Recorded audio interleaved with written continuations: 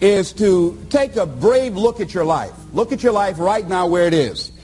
So let me ask you some questions. As you begin to look out on the future, look out on this year, let's take personal inventory. What has brought you here? As you begin to look at the things that took place this past year, did you get out of it what you wanted? Did you achieve the goals that you set out to achieve? What part of your life or what things did you do that you don't want to be a part of your life? Are there any people, as you begin to look at your life and look at where you want to go and what you want to do, are there any people that might be some dead weight that you need to think about unloading?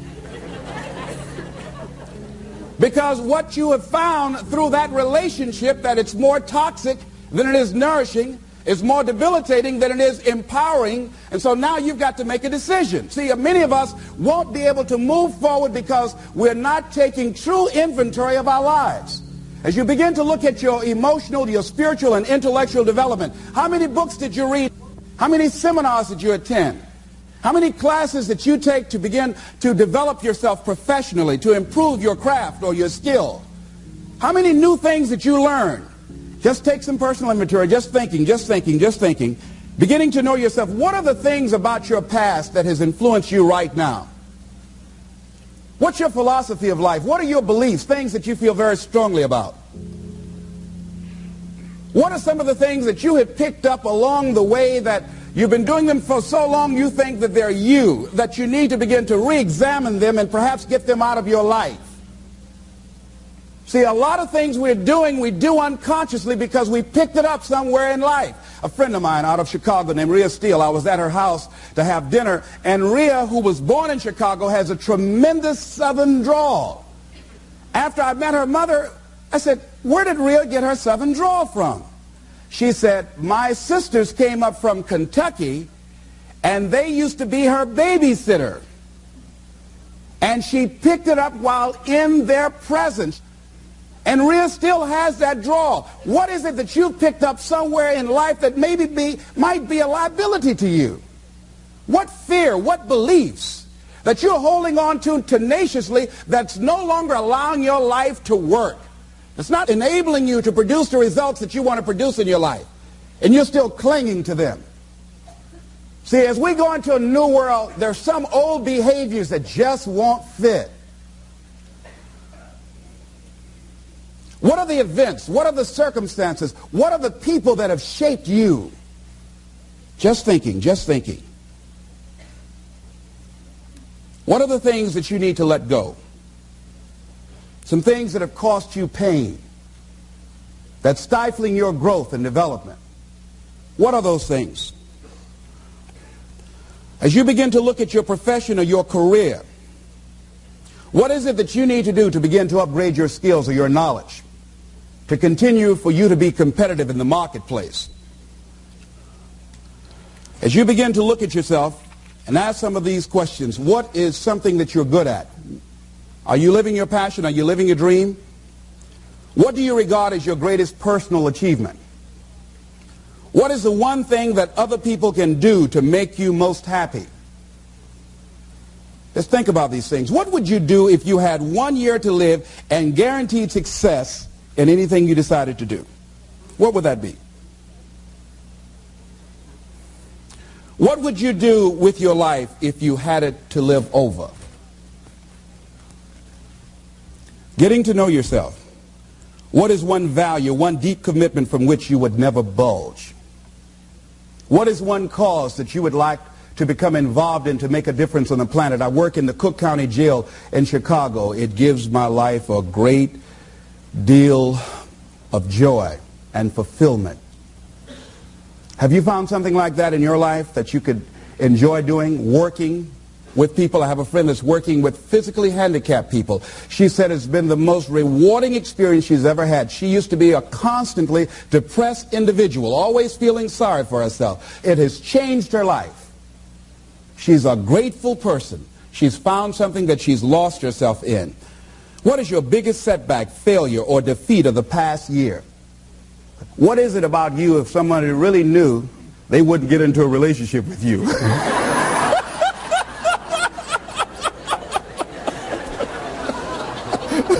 Now don't go tell it.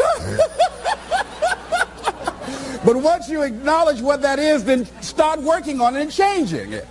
Change that. It's easy to blame the other person, but start taking ownership for where you are. Are you proud of how you have been living your life? Have you explored your natural talents, your gifts, by enthusiastically trying a variety of activities? Ladies and gentlemen, a lot of us have so much talent and abilities, we just put them back on the back burner or just left them aside someplace. Never did anything with them, never brought them out here. Used to do them extremely well in high school or college, or just had a natural gift and never did anything with it. What are you sitting on? What gifts are you sitting on? Have you resigned yourself to a life feeling that nothing can be done to change your future or your circumstances? Have you been afraid to try something different because you're afraid of how people will react to you or what they will think? Those are some of the things that I suggest that you begin to answer yourself. Now, here are some things that I suggest that you begin to look at working on to develop your character. Some things that will give you some personal strength. Webster says character building activities. He says character, the pattern of behavior or personality found in an individual or group. Moral strength, self-discipline, fortitude. That's what's going to be required in order to begin to manifest your greatness. Now, looking at yourself, one of the things I'm suggesting you look at, what is it that you need to be in the process of doing more of or less of? Like being more direct. So I used to have a problem of not telling people what I actually thought because I didn't want to hurt anybody's feelings. Saying no without feeling guilty. More focused. So I used to be the jack of all trades and master of none. Used to do a lot of things. One year I decided to do one thing well. I looked at all of my talents and I decided the strongest one, my ability as a speaker, that's the one I'm going to focus on. But I'm capable of doing a lot of other things. But only when I decided to focus that I begin to reap the rewards of my talent. And then after you do that, you can begin to expand and use the other talents that you have.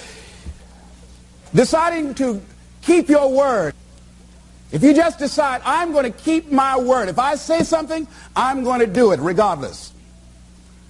Being more considerate. More trusting. More disciplined. Being less fearful. Being more adventurous. Find something that you can look at your life that you say, hey, I know I've got a problem in this area, being late. I need to take care of that. Procrastinating. I need to deal with that. Not taking care of business. Being seriously not serious. Creating an imbalance in my life where I'm spending more time looking at television or having social fun and not spending enough time working on me. See, most people, ladies and gentlemen, spend more time working on their jobs than they spend working on themselves.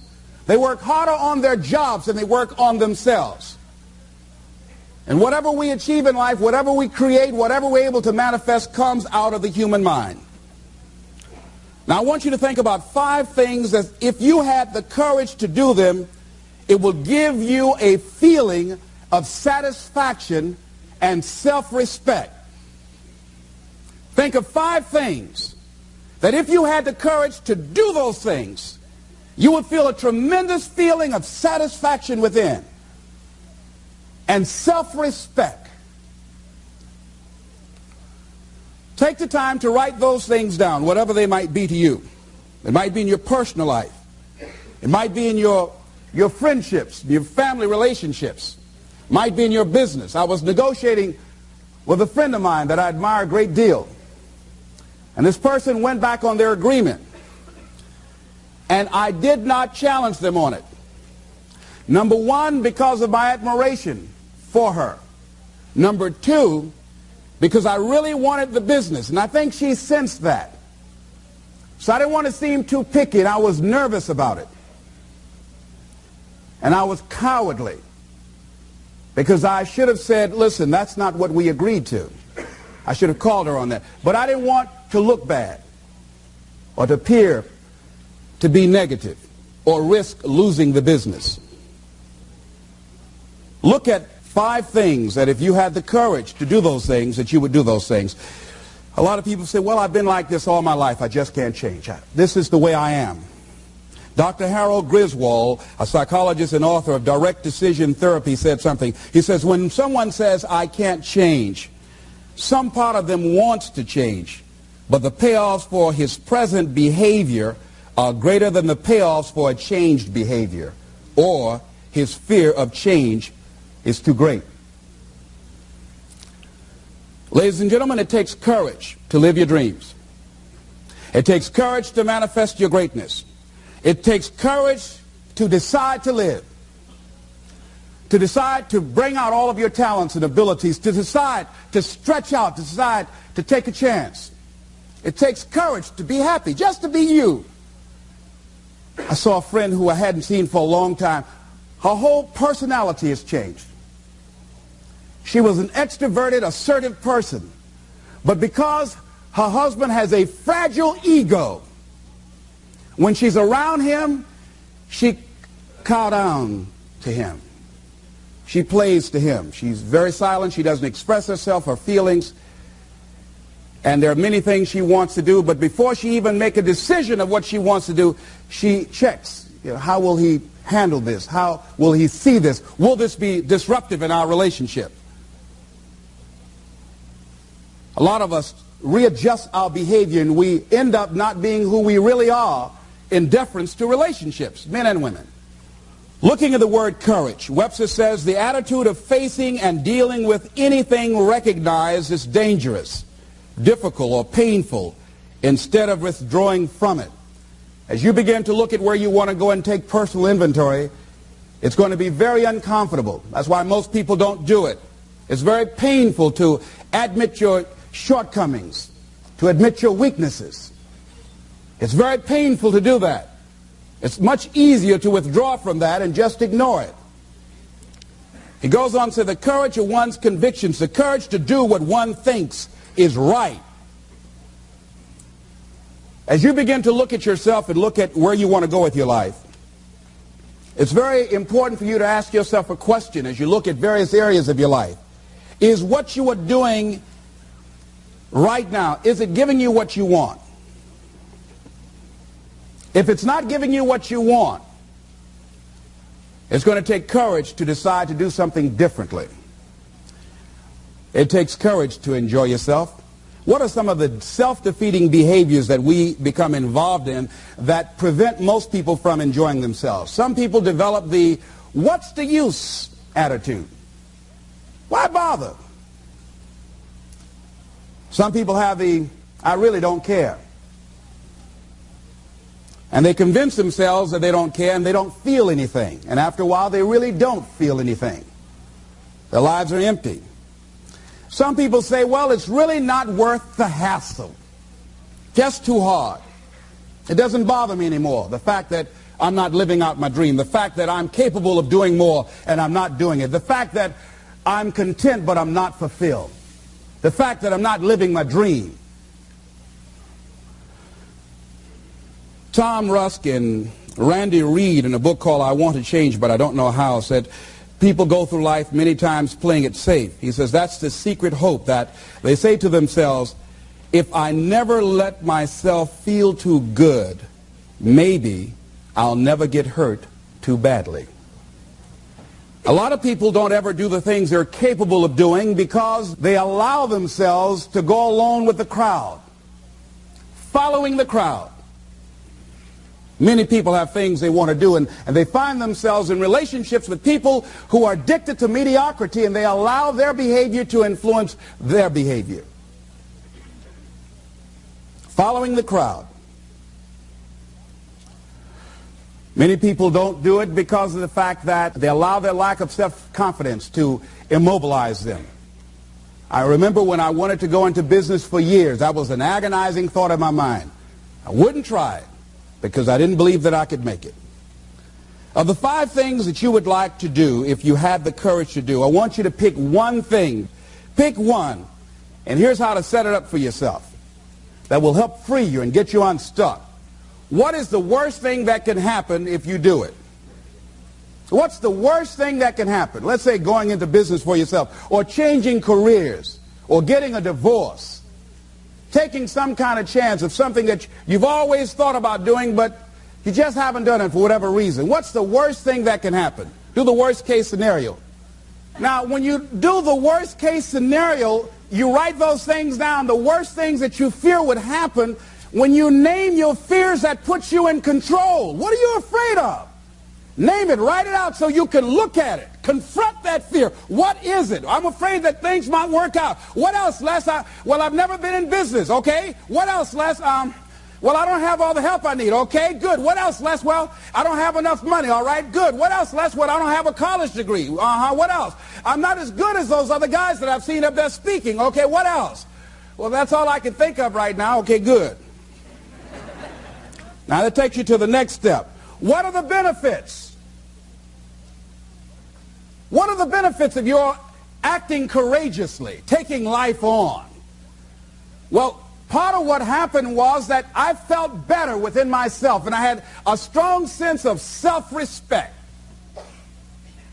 Going into business for myself, I made a lot of mistakes. Sometimes I was down on myself. I felt stupid. I felt dumb because people who were in business said, why would you do something like that? Well, I didn't know. Boy, were you really dumb. And I used to chime in with them. Yes, I guess I was. I didn't know any better.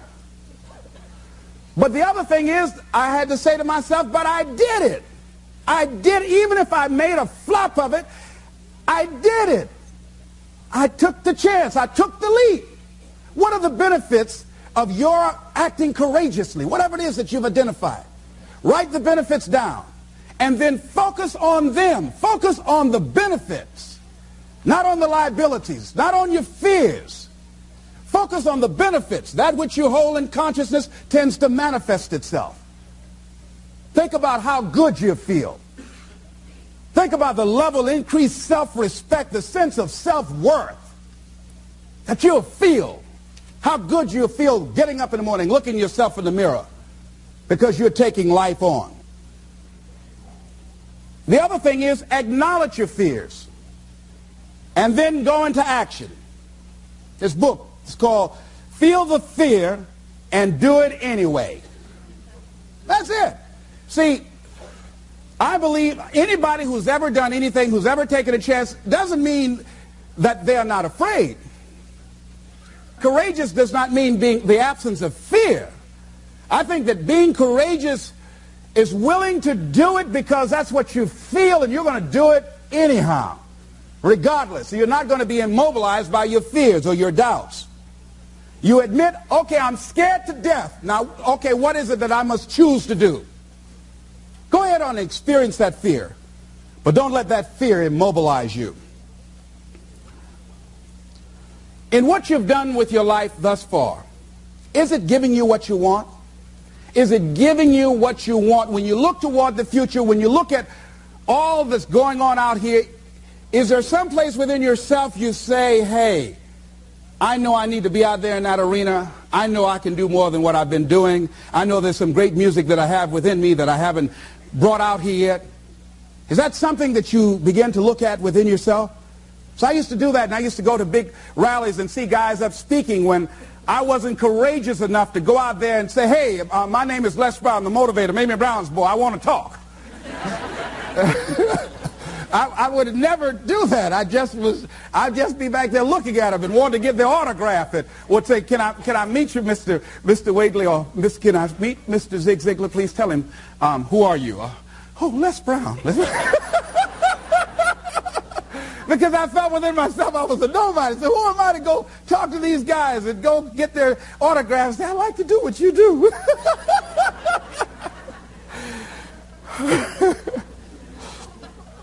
See, I say if you look at your life, and if you're not getting what you want, you owe it to yourself to do something differently.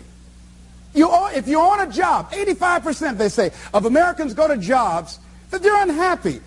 If you're doing something 8 hours a day that you don't like, it's not giving you what you want, it's not giving you a strong feeling of satisfaction and fulfillment, you're miserable, you hate to go there, you're depressed just thinking about it. You sing the Thank God It's Friday song every week. It's giving you headaches just thinking about it on Sunday afternoon after the football game goes off. If that's what it is, you owe it to yourself to start strategically working to change directions. See, but you know what most people will do? Most people will resist change. Most people will fight change as if change would be worse than what they're experiencing. See, they know this. They're familiar with this. Most people will not challenge the unknown. They won't just step out there. See, there's certain things that's got to be in place. They got to see it all together. And life isn't like that. That's not how you grow. So as you look at your life, you're saying, I'm not getting what I want. As you begin to look toward the future, begin to know that whatever it takes for you to create that, you've got that in you. You've got that. You've got genius in you. You've got goodness in you. You've got creativeness in you. If you decide to take the initiative to change the current quality of your life, I say to you that you will find that the universe is on your side. That life is on your side. Now, will it be turbulent? Yes. Will it be easy? No, no. Will you have some opposition? Yes. Will I make a lot of mistakes? Yes. Will I get hurt? Yes. Yes. See, a lot of people won't try anything different in life because they don't want to get hurt. Let me tell you something. It's too much pain to duck. Pain is everywhere. You can hide under here. It will come where you are. Really, if I go back here, pain will come. Hey, Les, come on out. It will come. It's everywhere. Viktor Frankl calls it unavoidable suffering. You can't duck it. But most people spend their life not wanting to deal with the pain of rejection, the pain of defeat, the pain of being disappointed, the pain of losing, the pain of failure, the pain of being criticized, the pain of not being liked, the pain. That's called life. Life is full of pain. It's everywhere. But guess what? There's no gain without pain. Now, if you're going to hurt anyhow, get some yardage out of it.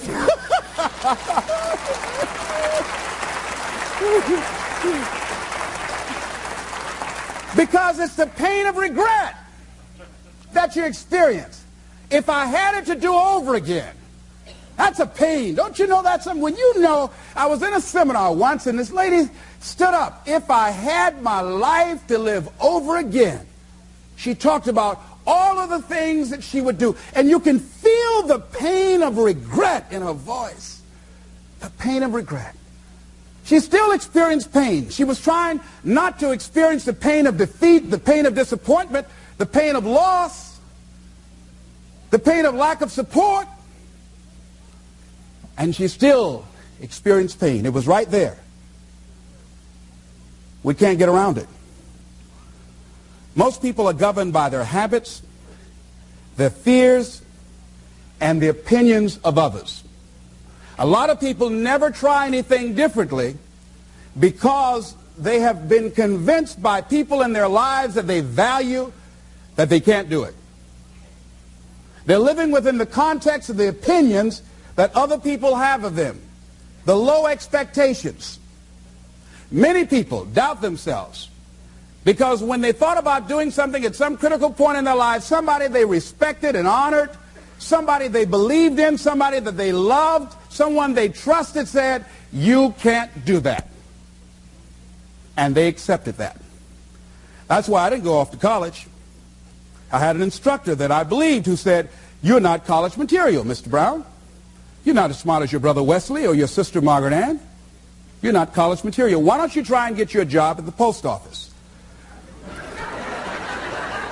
Try and do something with your hand, or go down to the Miami City Sanitation Department and see can you get a job there. Or why don't you try and go into the Army? I took that test, Mr. Tellers, already. What happened? I failed. I told you. Anybody fail the Army test, you're really in trouble. So I went down to the sanitation department to try and get a job. because that's what I believe was possible for me. As you look at your life, ask yourself the question, what would your life be like? What would your life look like if you decided not to care what people thought of you? What would your life be like if you decided to give up some of your fears?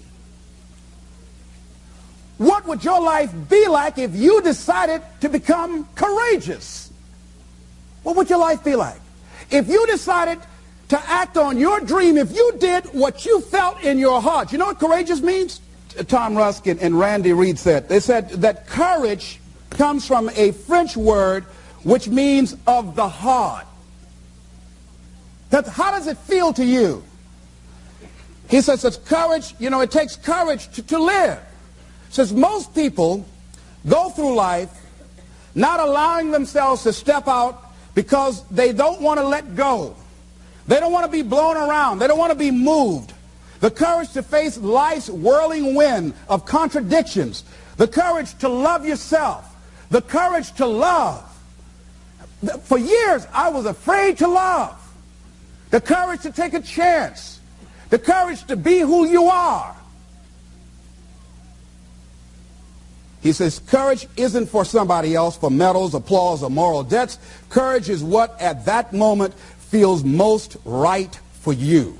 Not just situational ethics, but what feels right in your heart. The word of the heart. What feels right in your heart. One great philosopher says, cowards die many times before their deaths. The valiant never taste of death but once. What does that mean? That valiant people aren't afraid? No, no, no. It means that they experience that fear and they move forward. They move forward anyhow.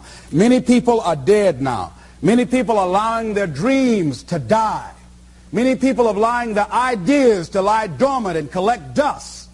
Many people have all this talent and ability that they are allowing to be buried inside of them, that they will take with them to their graves because they didn't have the courage to be who they are. And I say, as you begin to look toward the future and manifesting your greatness, it's going to take everything in you, that your life deserves the concentrated effort to begin to look at how is it that I can express more of me? How is it that I can bring my ideas out here now? How is it? And start living with a sense of urgency, because you're here today, you're gone today. Life is unpredictable. It's uncertain. There are no guarantees. No guarantees out here at all. So holding back, what are you waiting on? Ask yourself, what's the benefit of your waiting? What's the benefit of your not living your dream? What's the benefit of not listening to yourself? Oh, please, listen to yourself. You know the feelings. If you start listening to the feelings in your heart, and I'm doing it now more every day, I find that my feelings, I can trust them.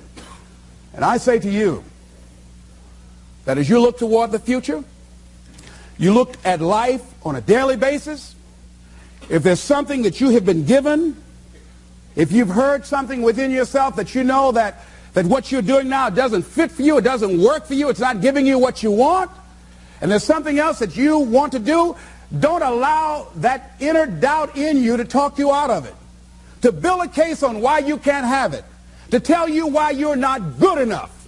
You ignore that inner voice and all of the external voices. Don't judge the possibilities for what you can do based upon the circumstances, because the circumstances won't determine who you are. Don't determine what you're able to do based upon your resources. Don't determine what's possible for you based upon where your life is right now. Where your life is right now is not you. That's just what it is right now. But the possibilities for you are unlimited. If you're in a rebuilding process, it's unlimited. If you're coming back from adversity and devastation, it's unlimited of what you can do. That's the capacity of human beings. It doesn't matter how many mistakes you've made. It doesn't matter how many flops you've had. It doesn't matter how much money you've lost. In fact, I see it only as an investment of what you learn from life. Not losses, but investments of what's possible for you. And I say to you that once you start listening to yourself, and as you begin to act on your dream, as you start just trying to find your way, doing what you can with what you have, you will start seeing things opening up for you. You'll start attracting people. You say, where'd they come from? Things will start coming together, clicking for you. You say, whoa. You start brainstorming. Ideas will come out of nowhere as you focus on it.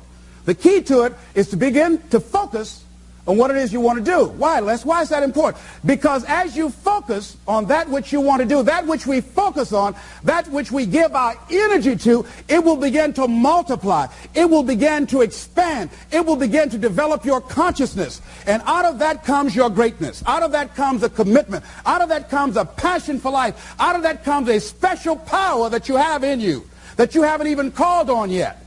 See, the powers that we have will never reveal themselves if we don't challenge them, if we don't put ourselves in a position where we have to use them. So one of the most important things is reading a book that's a really interesting book called Instant Millionaire, and the guy said, put yourself in a position where you can't retreat, where it's do or die, sink or swim. Here's what you'll find out. You'll develop incredible swimming skills. Or swallow half the pool of life.